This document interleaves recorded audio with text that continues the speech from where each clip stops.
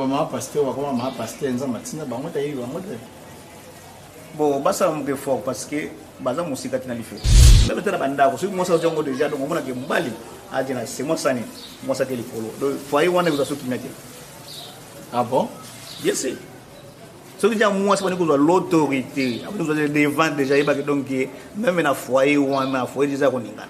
Pour ennemi, à côté facilement na foyer. Donc moi si à incapable de se côté, bah va nous soyez capable de soutenir la brebis. Ils ont facilité pour moi aussi. À procéder facilement. Ce n'est pas la femme d'enseigner ni de prendre de l'autorité sur l'homme. Elle doit demeurer dans le silence. Donc, ce que qui te dit que l'excès du pouvoir, c'est que tu as au bout déjà 1 Timothée de verset 12.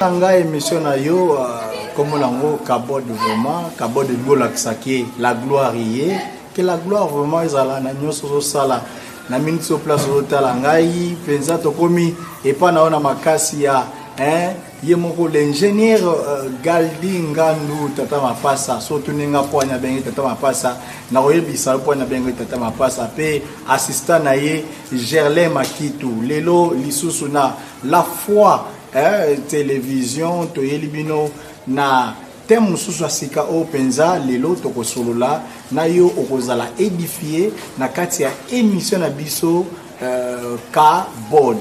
Merci bien na ba tout nyonso balanda biso à partir ya Barumbu na Congo na Barumbu penza na Kinshasa nzambe azala na bino na PCP mama Berthe Mputu mbote na bana na ye nyonso penza obala na biso na kati ya commune oyo ya Barumbu lelo penza sans plus tarder Toyambi l'un des serviteurs ya munene pe na kati ya ville ya Luanda parce que toza na Angola na kati ya ville ya Luanda na ye to développer aujourd'hui sur le ministère de la femme est-elle biblique parce que nous voyons aujourd'hui des femmes en train de prêcher, des femmes ministres de la parole de Dieu mais exerçant toutefois le ministère autoritaire bazapene l'église tout ça biso lelo tozala éclairci na mombo nzambe otoyambi na kati ya plateau ya lelo topesi le boss Jota Kable capitaine mbote skoza li penza nzambe abakisa pe belé na ono zo sala pour que tokoma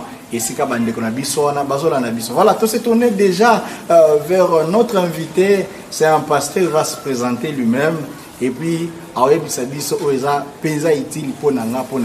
je me tourne déjà vers mon invité. Il va se présenter. Le pas tous en Angola, ça boitard de pasteur. Pasteur, vraiment, bateau, bazali, musika baza pour sabaye ba papa Kombo na nani, église neza ni pe ministère neza ni.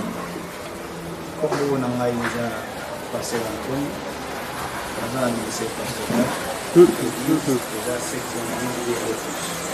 Pasteur Antonio Oazali Mokabi Penza ya église naye oya uti penza kopesa kombo église na ville na plutôt na mabord plus précisément mabord tout ça na Paul sur le dia na Mika Farma balabata na gauche ya l'église catholique ou l'église pour nous baba na psycho tozali comme ça.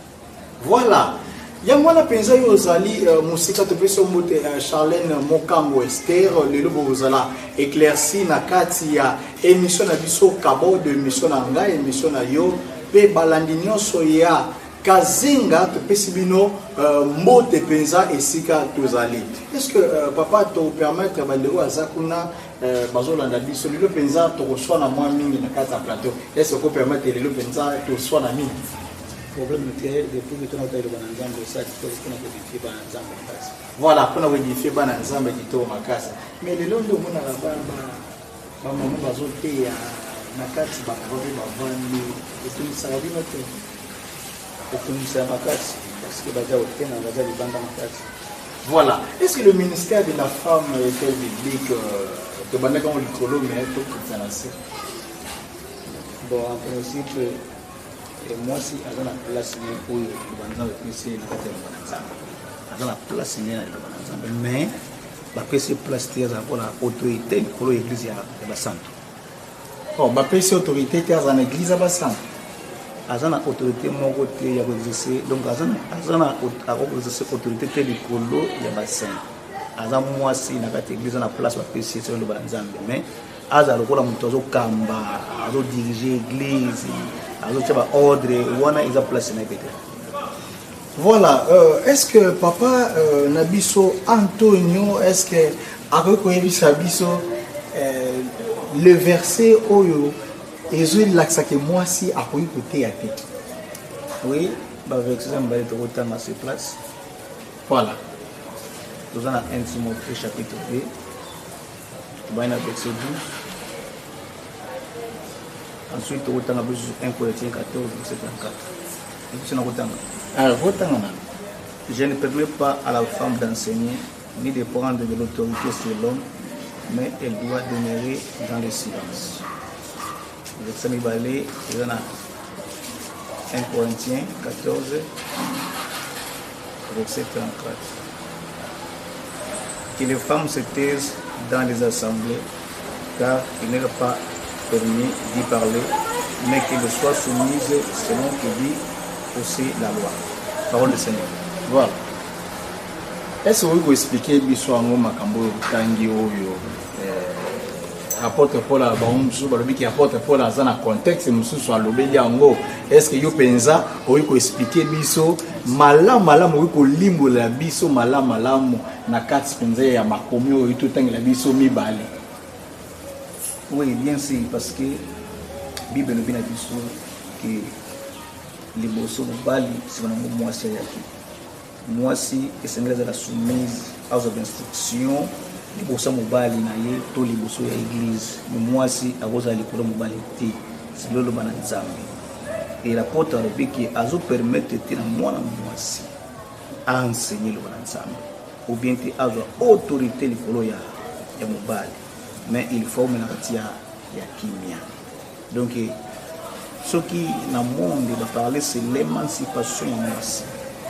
Donc moi si non bali baza le roi baza à même pied d'égalité mais sur la parole de Dieu moi si azana se bali azana pas likolo siko même dingue bazo parler de ceci le bana kati le bana c'est moi si et mobali faut la autorité likolo moi si azana autorité moi si même dans l'église aussi le Christ moi si faut toujours na sia soumission basa na Nzambe et tandis que basa likolo ya basi pour chabona nzira. Mais bon, on va le dire que molimo moi c'est zate molimo mbala zate est-ce qu'on identifie biso que est-ce que molimo moi c'est zali molimo mbala zali bon et le kama molimo mukini surtout ezala pour quand il meli Yesu mo conseil mo bigisi azana molimo na Nzambe kati na ye mais pour les composants concernés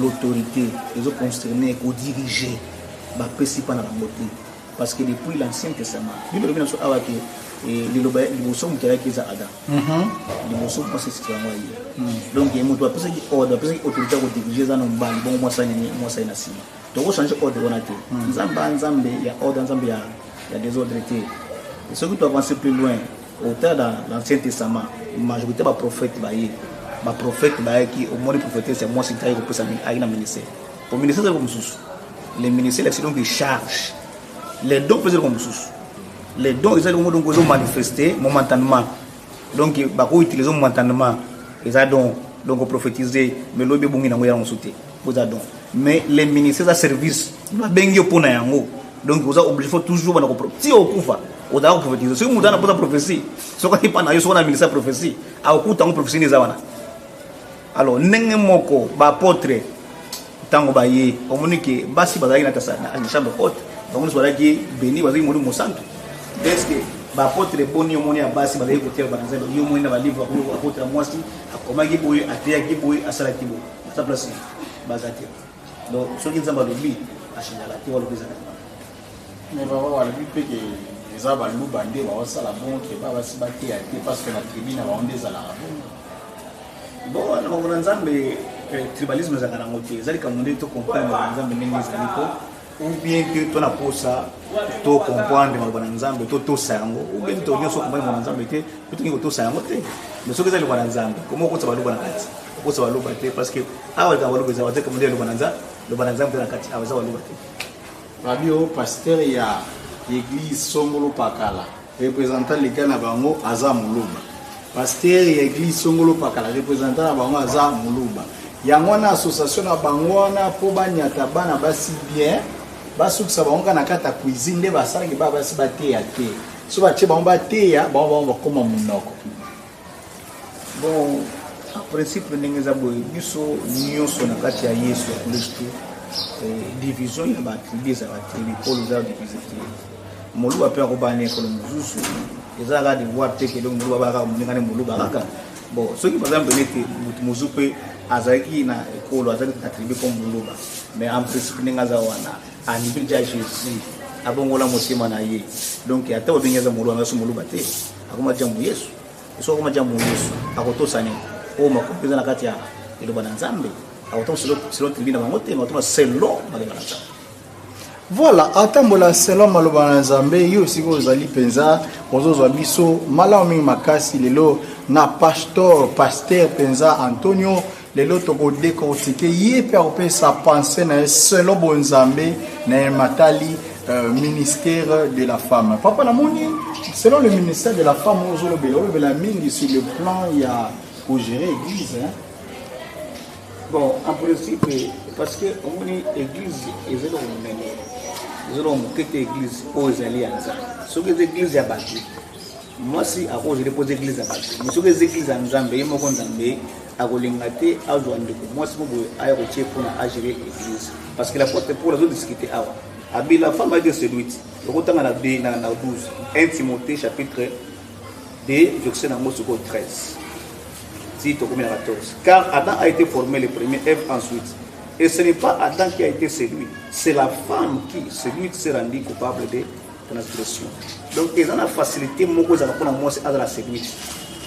Et au moment où la responsable, il y a concerné l'église de Jésus-Christ.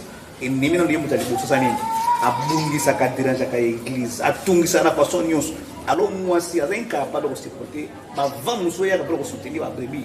Ils ont facilité pour moi aussi. À posséder facilement. Mais moi, ça continue à ça, on va avoir ma casse à gérer l'église. Ah, bon, au moment que je vais parler sur les règles, tout le monde a réglé aux exceptions. Seigneur, peut-être au moment que on a la capacité à faire ça, et donc on a aider dans moi pour on a soutenir mais ils ont pas liberté. Tant que à la qui n'a pas prison et bishop continue, mais tant que pas bima qui peut azum ça. Voilà, Nathan Mokepa Bimaki Penza, le révérend l'archibishop, voilà, on l'appelle comme ça, l'archibishop Coutinho Fernando Azomele Moussala Nae Penza, ça ce sont parmi les héros vraiment de Yendem Taïla Bisso, la foi chrétienne moderne. Voilà. Voilà. De la foi chrétienne moderne. Voilà, de la foi chrétienne moderne, vous comprenez. Donc, à la l'évangile la prospérité, hein, parce que Père là t'as bien, parce que Père peut rouler plutôt hein, carrosse. Donc, l'archibishop Coutinho Fernando, le tombé au Penza, le rosa papa pour la biso tokolo bate que l'éternel te bénisse. Biso que l'éternel a pu se belé parce que rosa penatina na kati Penza ya évangile donc qui est des extrémités à l'extrémité. Voilà, lorsque Papa Zolba sur le ministère de la femme, il est en train de parler plutôt ce que nous avons compris, il y a qu'au gérer l'église. Est-ce que dans quatre églises, Papa Antonio, maman pas côté les mappés à thé et papa? Maman soit au thé, à thé à la bonne maman, bandi, à thé maman, to bana miki ya kosunga pona ko protéger bango ko encadrer bana miki mais place ba santu bazali une église ba santu mande azana esika wana ti place tozali nde ya wana place ba santu bazali mama à côté le matin à terre le bango a enseigner bango sango awe côté matin à terre bango sango malamu papa na biso Antonio abi à côté matin place ba santu bazali bango bazali ba santu te bango bazali ba santu mais selon le banzambe bazana esika na ngwa kusi bango soki ko évangéliser na banda ko évangéliser na côté mama côté ya na yi ko sini ministère a ko sini ministère mais ko la place wana kita ko na trône wana ya ko tambusa libote za milimo nyuso nzambe wana te akota msabe libota te mazana eka prédicatrice par exemple prêcher na kati bon, ce que tu veux faire à partir de 1 Timothée chapitre 2 verset 12, je ne permets pas à la femme d'enseigner ni de prendre des autorités sur l'homme. Elle doit demeurer dans le silence. Donc, ce que tu veux dire, tu me dis que l'excès du bousson, c'est que tu as lu au bout déjà 1 Timothée 2 verset 12. Babi apôtre Paul à l'obaki amoka pour n'attendre. Bon, et ça pour n'attendre, on a des gens qui ont comprendre que bisoté pour les gens qui ont inspiré qui alors ma kapo. Et nous sommes inspirés, ça dit ne pose l'enseigner.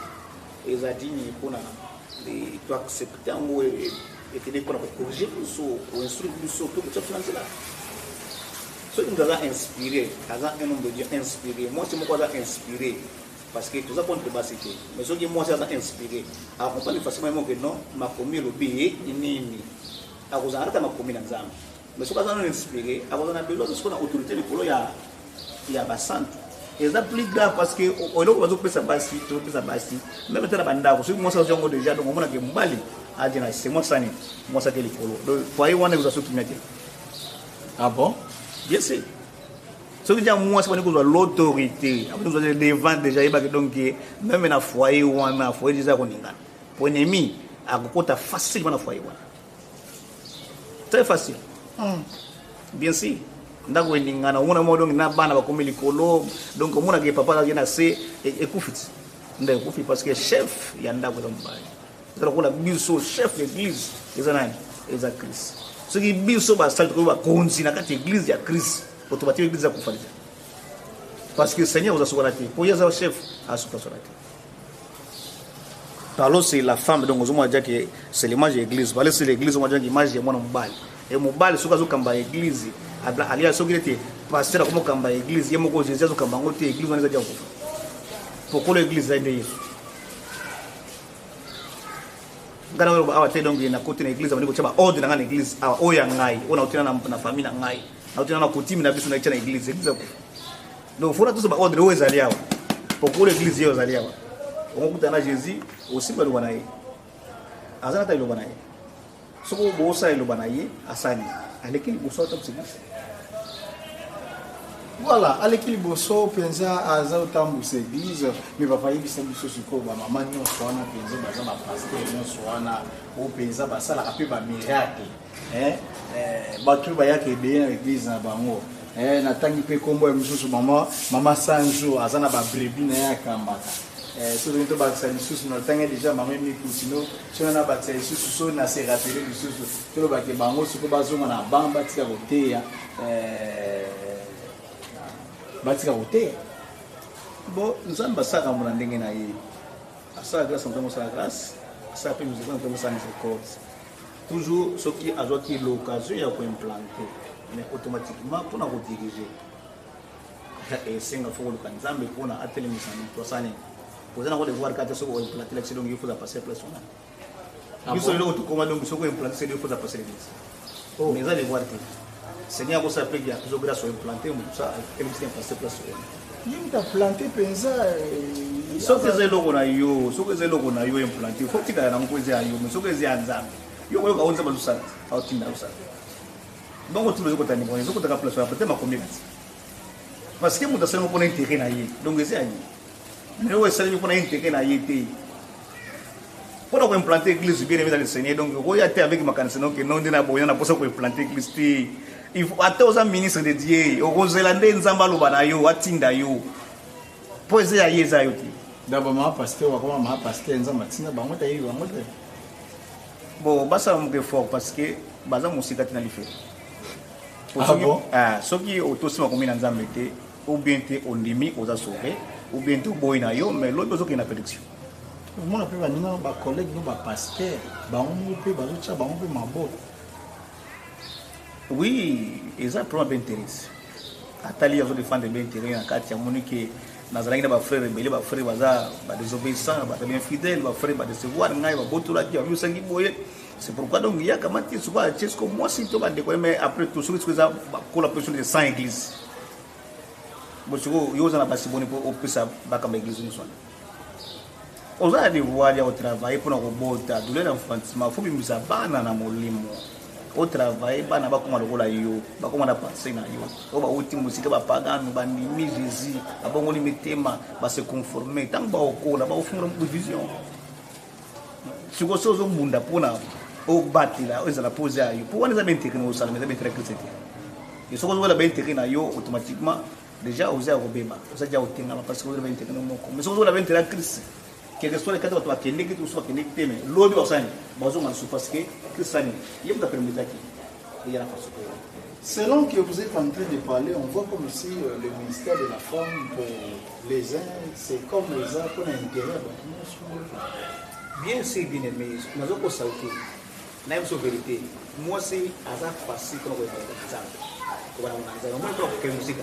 C'est dans mon petit café. Moi, je suis moi, je suis moi, je suis Baza wana nous avons aussi des femmes comme ça dans l'église nous aussi nous pas servir dans l'église mais c'est une femme là passer bazo c'est azo mo so ba dénoncer l'église so le nyo bisana mo ndema parce que autres zomo na mo do bezé belé mo ko to ba libérer tout mo na ke yemo ko mo ngo che place na me mo so avec ça soit yemo mo so c'est une bataille Maman parce que bien sûr mais na ka tabi aba ça na mo si mo za yawa azo c'est une balle parce que na ko tango a okota na bien sûr yo za na pensa kuna ozola na biso pesa na boké bilolo basso plutôt ozola na biso bien ozo recevoir biso très bien papa Antonio azopesa penser à Nzambe selon le ministère de la femme déjà dès la semaine prochaine aussi Mbappé papa Moussous Oyepe yebe andima le ministère de la femme pour na papa Antonio alobike le ministère de la femme est plus que intérêt à bateau. Est-ce que tu vas payer ça de monnaie? Bien sûr, et là où nous sommes les Nzambe azana kati na ngote déjà every month ça satanique. So il dit Nzambe ça vivre dans le solo wana c'est-à-dire to dévier déjà le bana Nzambe. Ça déjà diabolique, déjà satanique. Pour Seigneur ce que ça le souffrir, on a ce qu'on a. NDD ou bien Satan dans 4 ou bien Nzambe dans 4. Or majorité à l'église on a son des service. Voilà, toujours dans ce verset où Apocalypse femme a été séduite.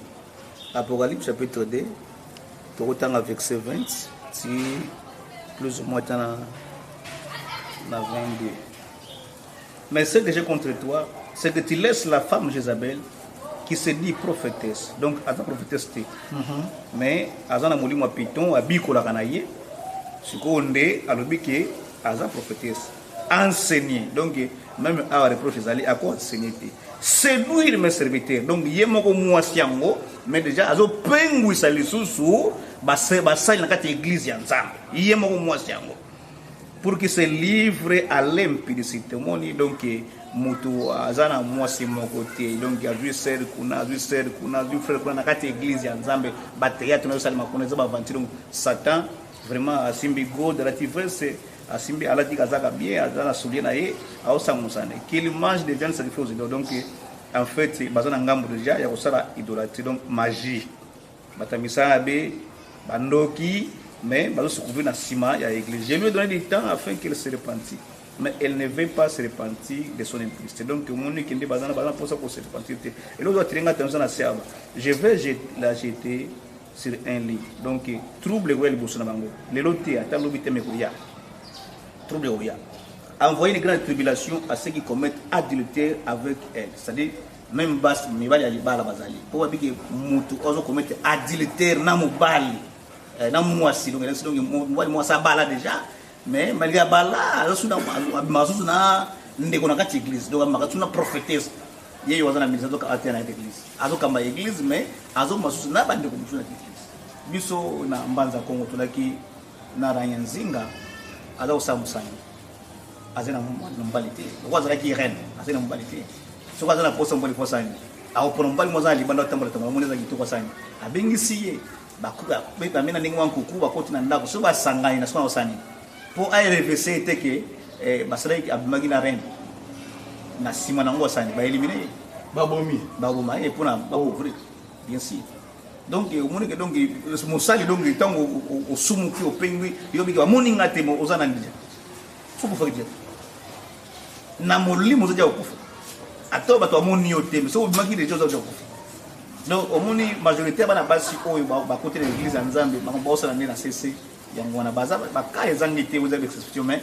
au moins la majorité de bakango yango parce que mafuta le bien donc papa Antonio azo penza okende malembe penza na siki boza posa to continuer mengonga zangonga ozo ko sa cheminer maintenant malembe ti to kende nasuka donc papa Antonio tous à la paix ouvert donc bana basi nyonso ba théâtre ba baza responsable de l'église na ba baza ba prédicatrice na carte église ba on se faut ba vendre c'est bien c'est bazonga na si afona bikisa milima na bango ko eloko za mutu ya eza lobiko to kota bokonza likolo tous à la vie éternelle est-ce que za mutu za hotel na nzambe tout kama l'église so ki lelo oyo weli ko kamba église mais lobi ko le philosophe le ziloni aux îles hotel o za mutu fo le tout mo non aux à la vie éternelle il y a très important tout tia point pour bikisa milima so biso mo to bikisa milima bandu ba tia to tia so basani bango basani ni ba bikisa milima bango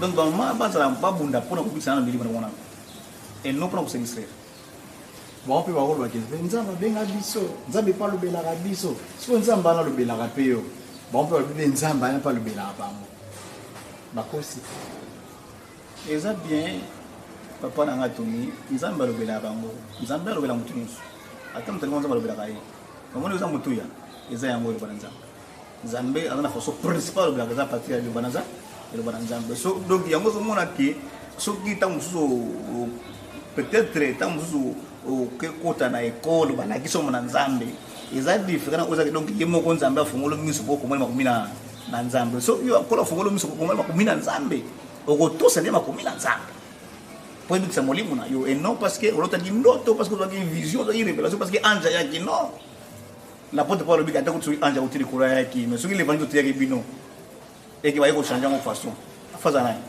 anathème même anja utili kolo avant de se dire l'évangile.